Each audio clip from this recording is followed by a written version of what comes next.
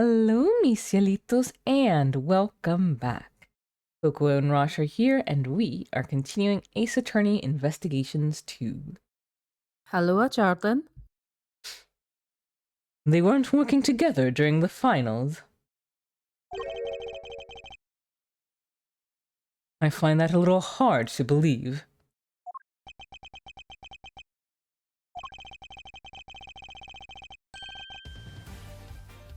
Miss Scone is on record as having described Mr. Frost's creations as scrumptious. And while he was certainly skilled, I doubt even he could have become a world-class confectioner overnight. It seems far more likely to me that he and Mr. Gusto were still cooperating during the finals. How many times must I explain this to you? Assertions require proof, and one person's entirely subjective statement is not proof of anything.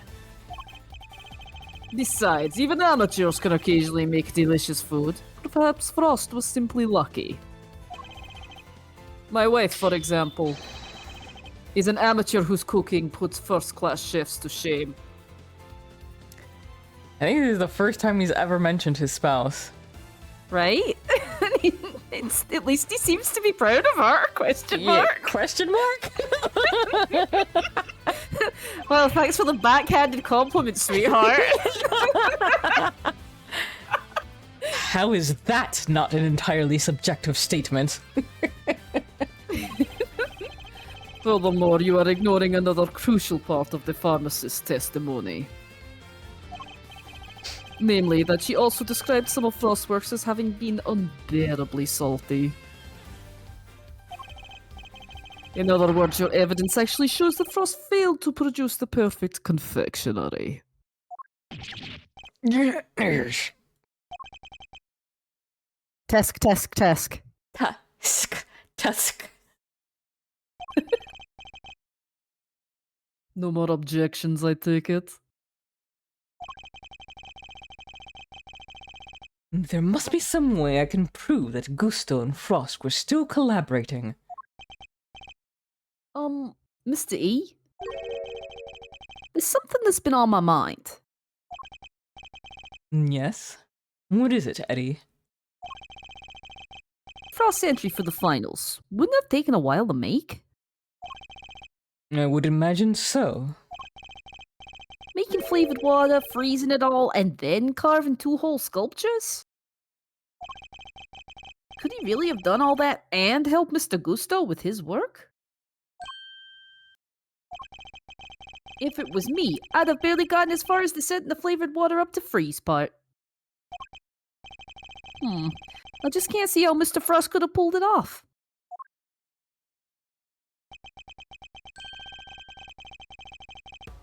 Perhaps there's some lawyerly instinct in you after all, Eddie. Aw, he's so proud. He's so happy. He's just drawing love hearts over and over. He's gonna eat that so that he remembers it forever. Your ponderings certainly point to another possibility. Huh?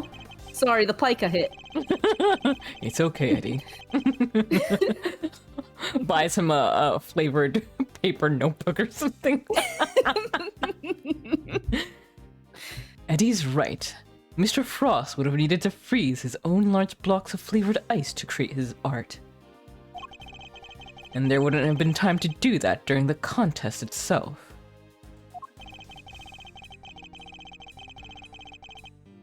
So, what must Mr. Frost have done in order to finish his flavored ice entry within the time limit?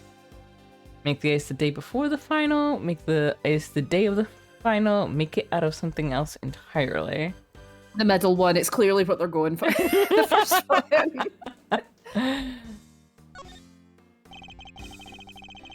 He must have made the flavored ice the day before. Then all he would have had to do was sculpt it.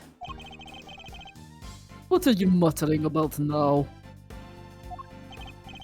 Oh, I'm sorry. I just realized something, that's all.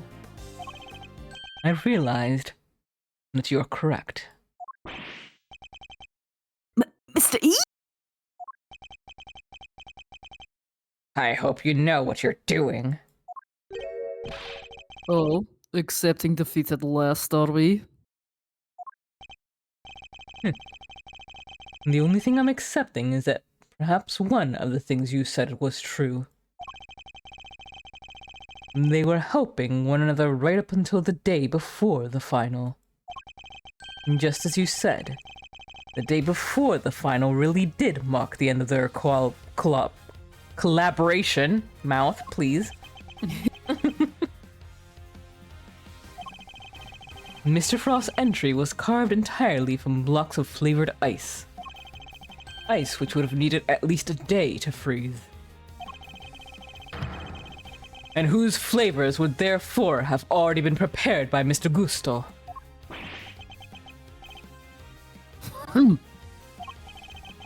Yes, which lines up perfectly with what Gusto told me, that he helped Frost until the day before the final.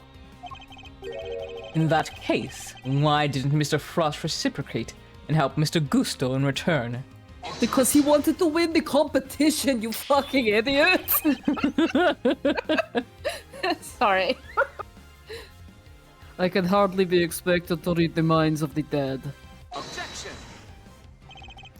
Perhaps not, but I imagine Mr. Gusto could tell us. So why don't you let us speak with him? Just imagine if he'd said, "Oh, but I can. I'm going to raise the victim from the dead." Or do you still insist your interrogation was as thorough as you claim? How dare you call my methods into question? That's not my intention. I just don't understand why you would obstruct a perfectly valid line of inquiry. Give me one good reason as to why you're keeping Mr. Gusto from me. One good reason? Certainly.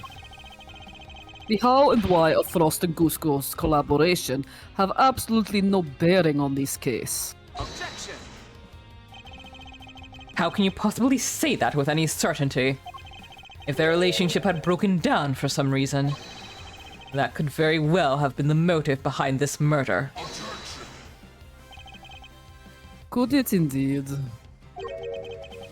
Then why did Gusto himself tell me all about it? Why did the man you seem so keen on accusing share the details of his collaboration with the prosecution? Please tell me you have some proof to back up your preposterous suspicions this time. Mr. Gusto only acted suspiciously one time that we know of. And I imagine Mr. Von Karma is aware of exactly what that suspicious action was. Which means this is probably a trap. Heh. Well, cat got your tongue. But even if this is a trap, I can't back down now. Mr. Gusto snuck into Mr. Frost's room, and we still don't know why. That fact alone is reason enough to suspect him. Task. If that's your only concern, then allow me to clear it up for you. I knew it. It was a trap. I was saving this for the trial, but consider it a taste of things to come. Plus, I'd hate for the proceedings to drag on because of your needless interjections. Here, take a look at this.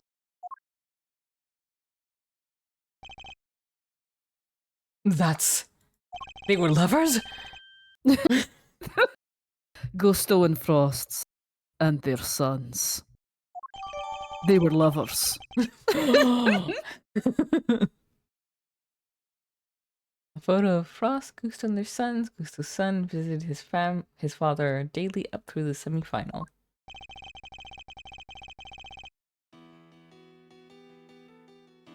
Gusto snuck into Frost's room in order to retrieve this photograph.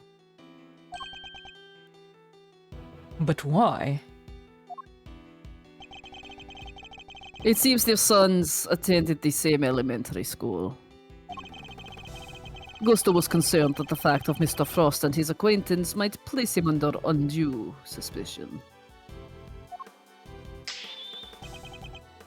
A concern that you have just proved was entirely well-founded.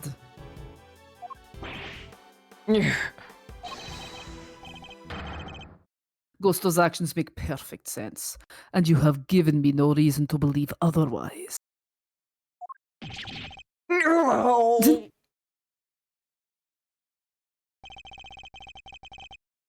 He's never going to let me talk to Mr. Gusto. Now, if you're quite done obstructing my investigation, I have things to be getting on with.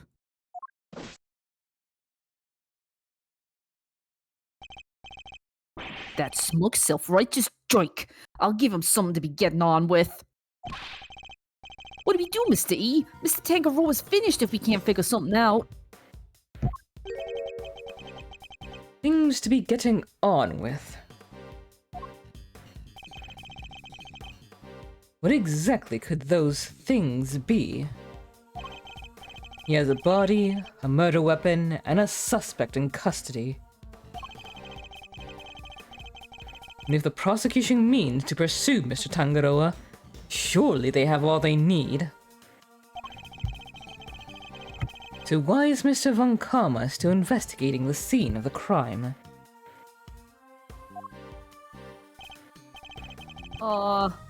Something on your mind, Mr. E? We're missing something. Something important. Mr. Von Karma has everything he needs to proceed with a prosecution. Yes, of Mr. Tangaroa. And yet he still doesn't seem entirely confident of his case. If he was, why refuse to share information with Detective Bad? Who else? I haven't seen the autopsy report yet either. Guy's probably got a hand in that too.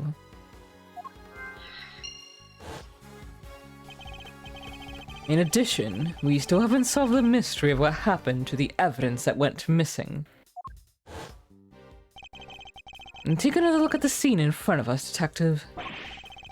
A very conspicuous pool of blood that should be here is clearly missing. You're right. Don't remember anybody mentioning they removed the blood along with the body. Evidence that turned up not in Mr. Tangaroa's room, but in a most unusual place. It's a match. The blood in the fountain is Frost's. Oh, we're gonna need to connect some logic buttons. So there were no traces of Mr. Frost's blood left in Mr. Tangaroa's room. I find that extremely unlikely.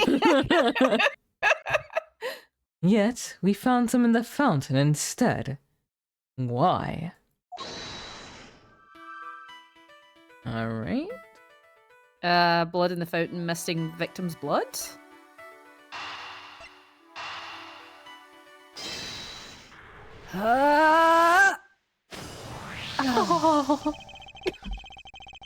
Mr. Frost's blood went missing from the crime scene. But traces of it showed up in the fountain. Why go to the trouble of removing the blood from the scene after the body had been discovered? And why only the blood? Surely the body would have also been in the way. Wait. Could someone have moved the body aside to get to the blood?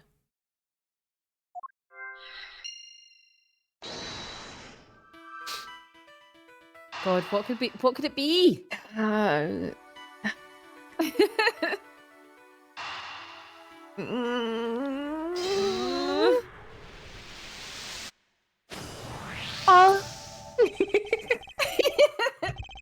So the body might have been moved aside, or even removed from the scene of the crime entirely.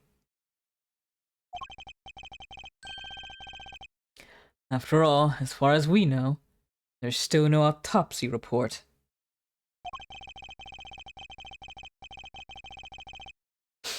We've learned plenty about the murder weapon and the suspect, but very little about the body itself. Our assumption thus far has been that the body had been recovered by the forensics team. But what if that assumption is false? What if Mr. Von Karma wouldn't show Detective Bad the autopsy report out of something other than the spite? What if we've been thinking about this the wrong way around all along? The question isn't, why did Mr. Von Karma hold back information about the body? It's, did Mr. Von Karma even have any information about the body in the first place? How do things look from that angle?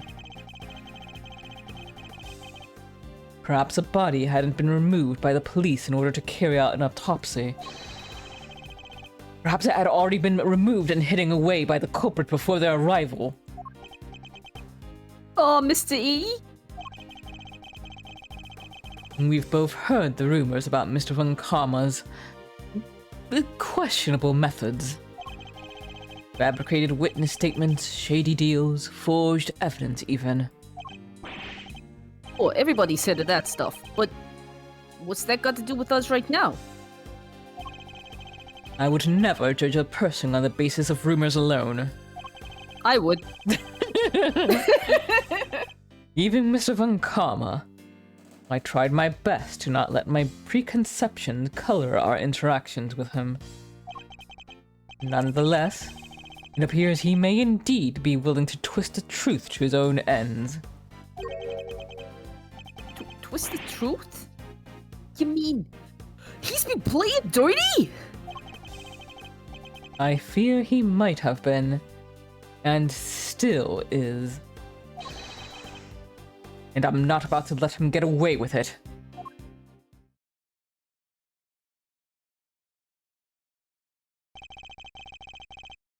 I am returning to the prosecutor's office. Don't breathe a word about anything to that infernal attorney.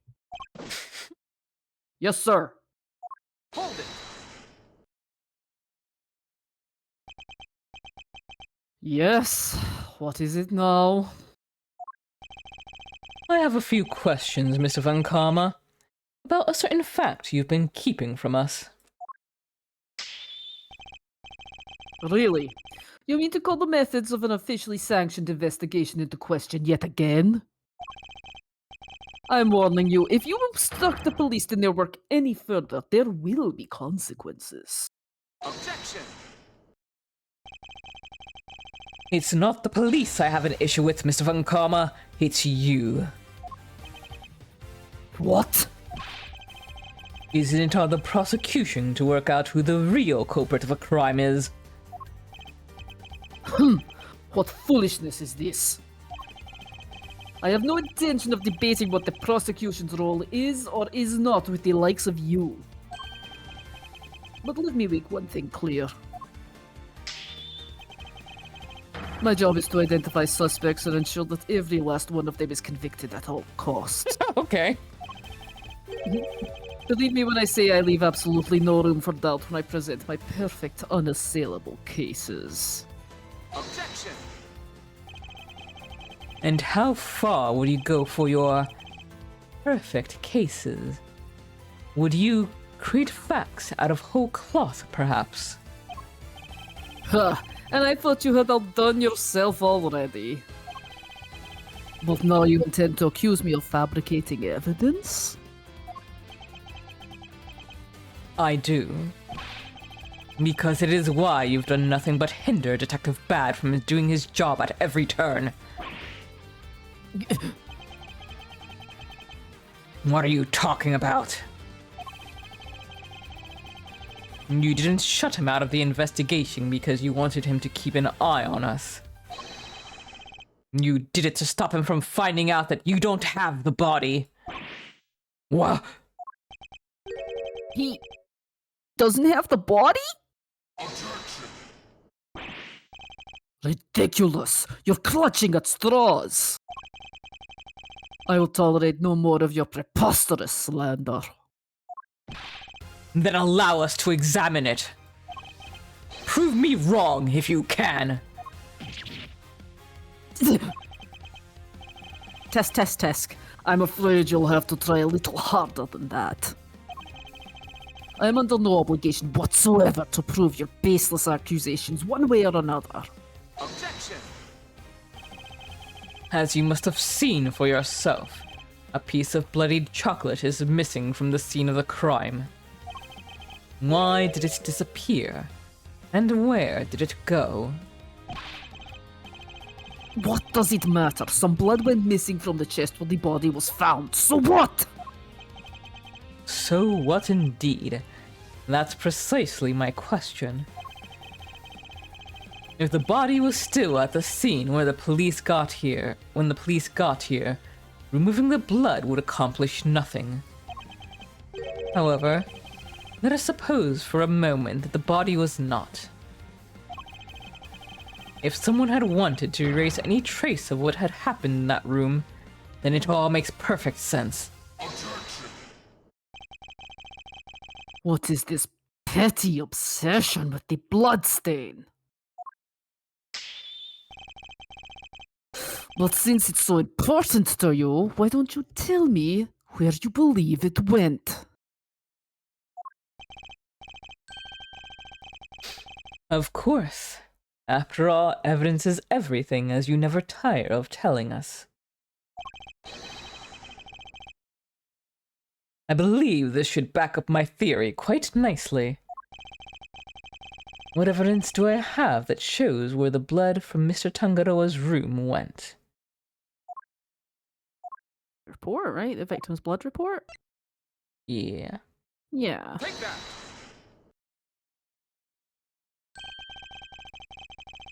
Traces of the victim's blood were found in the fountain, along with traces of the chocolate from Mr. Tangaroa's room. I believe the missing piece of blood-stained chocolate was dumped into the stream that flows to the fountain, which strongly points towards one certain fact. Someone purposefully disposed of the blood after the body had been removed from the chest.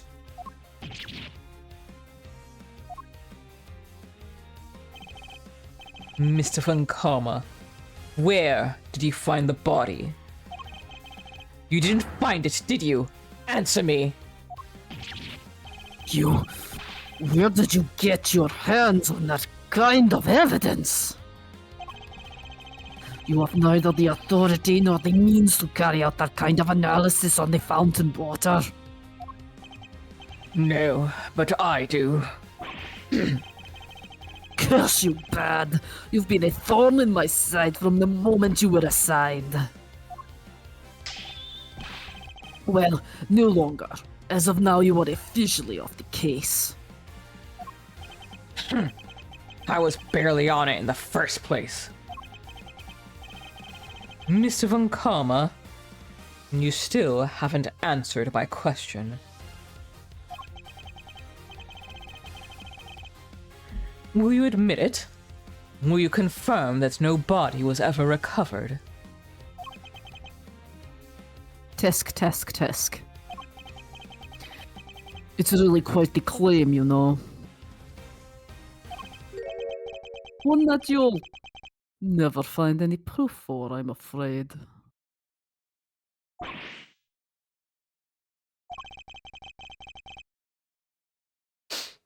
What must I do to get an answer out of him? Now, if you don't mind, I've given you quite enough of my precious time already. I look forward to destroying you in court, Gregory Edgeworth. Your precious logic and theories won't save you then. Nothing will.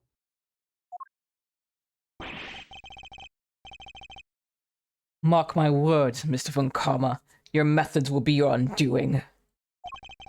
No matter how you try to hide the truth, I'll bring it all to light in the end. It pans back to like Eddie, who's just got like the stars in his eyes, and he's like frantically writing in his notebook. Yes. Mr. E, you were so cool. Forgive me, Detective. I didn't mean to put you in a difficult position. That forensics guy's like, I'm also here. Yep. Don't sweat it. It was always gonna end this way. Honestly, nobody's ever sidelined me the way he did before. First time for everything, huh? You know, I think you might be right about the body being missing. I am, and I'll prove it in court. Heh. Well, if there's anything I can do to help, just say the word. Since, you know, I'm off the case now. That's very kind, and I'm sorry to keep asking favors of you, Detective Bad. But there's one more thing.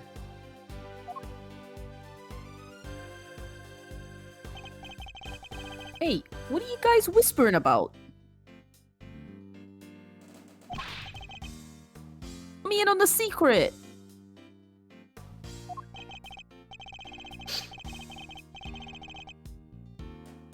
Alright, Eddie. The detective and I were just arranging a little insurance for the trial.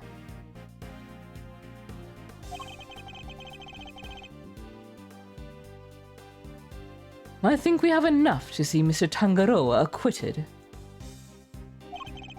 But I prefer to have an ace in the hole just in case. And what is it?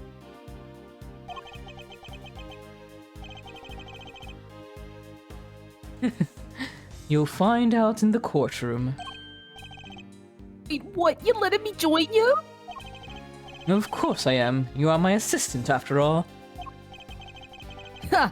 I'll be more than that by next year. I'll be a full-fledged attorney, you know. We can take on Mr. Von Karma together. Indeed.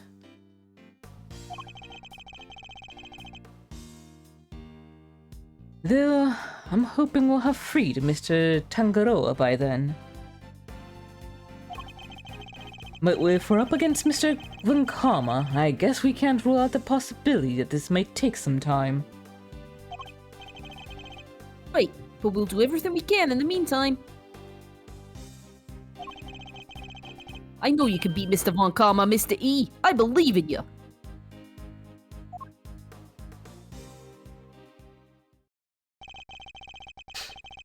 We can't allow Mr. Tangaroa to remain imprisoned for a crime he didn't commit. And we won't. I'll expose Mr. Von Karma's lies if it's the last thing I do.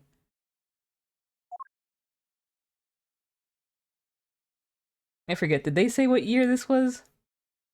No, I think they did, but like I don't remember it.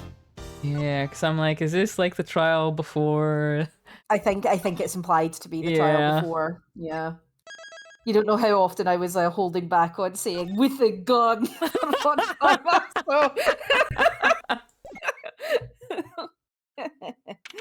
I'm not funny, and yet I persist on making myself act like I am. Yes, you are. Gotta stretch.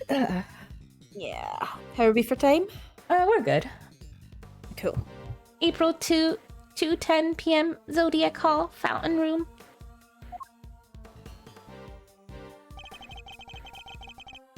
And that's pretty much how things went down.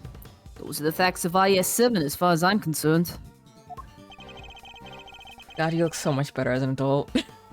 Really does. I'm finally learning the truth about my father's last case. So what happened at the trial? Well, we lost. Mr. Von Karma did a real number on us. Really? You couldn't prove that Mr. Tangaroa was innocent? Oh, we could prove it all right. Had a decent little pile of evidence in our favor. Problem was, we underestimated Von Karma. He fought even dirtier than we'd feared. I can imagine. Secure a conviction at all costs. That was always his guiding principle. Yeah, ain't that the truth? Anywho, the trial dragged on and on. Whole thing took about a year in the end. I'll never forget the day the verdict came down. December 28th that following year. It's April now, so... Oh, mama, we're talking over 17 years ago. Time sure does fly, huh? December 28th. I was there that day, 17 years ago, sitting in the courtroom gallery.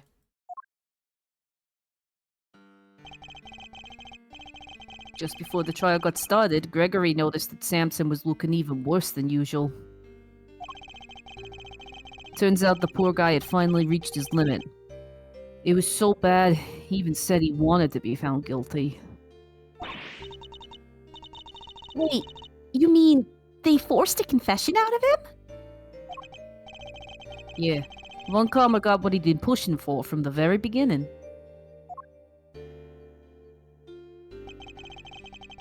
And when Gregory tried to drop the bombshell about there being no body to speak of, he learned that Von Karma had used the power of the police to head him off at the pass. He even had himself a fake autopsy report. But that wasn't the end of it. Von Karma had gotten Samson to falsely testify against himself to being an accessory to murdering Coit. Sorry, I shouldn't have said Coit. It was cute.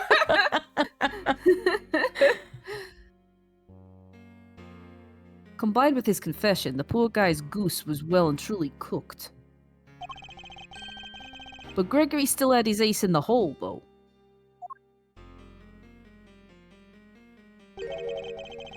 The same... Oh, sorry. The same ace he asked Detective Bad to help him with. Exactamundo. He knew he needed one last card to play if he squeezed the confession out of Samson. So he had Bad record all of Samson's interrogations. Guess Detective Bad really wanted to know the truth too, huh? We all did. But he was a trooper. Stayed with the case even after Von Karma took him off of it. He was tied up in some other big case too. Good old Bad. They don't make them like that anymore. It just like cuts to Edgeworth and Kay who like do the like eyes look at each other, eyes flick away from each other.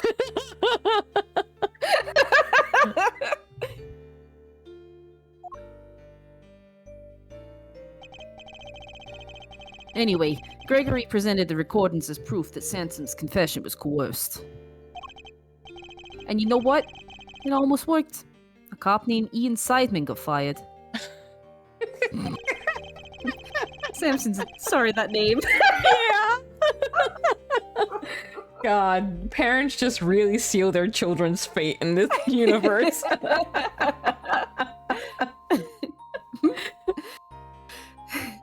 Samson's interrogator and the initial detective before Bad, he took the fall for pretty much the whole thing.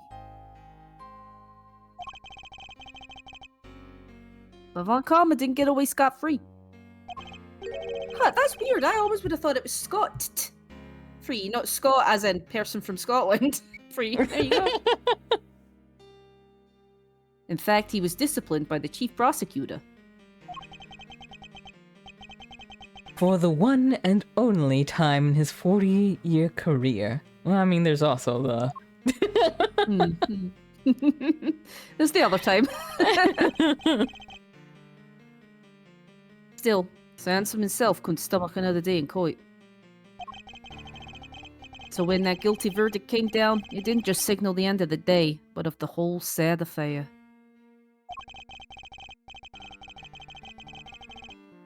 I don't remember a lot myself, but my father's face when they declared Mr. Tangaroa guilty. I was a young child at the time, but even I could tell how much he was hurting inside. figure he wanted to appeal the ruling, of course. He would have done anything to clear Samson's name. But then, well, you know what happened next. Poor guy. He never got the chance.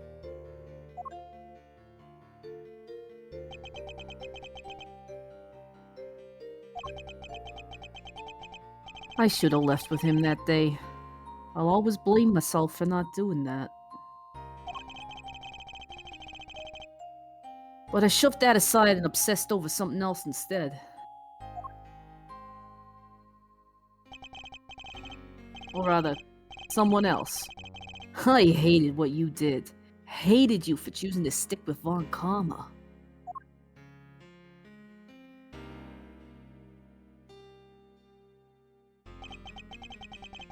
I hope you can forgive me.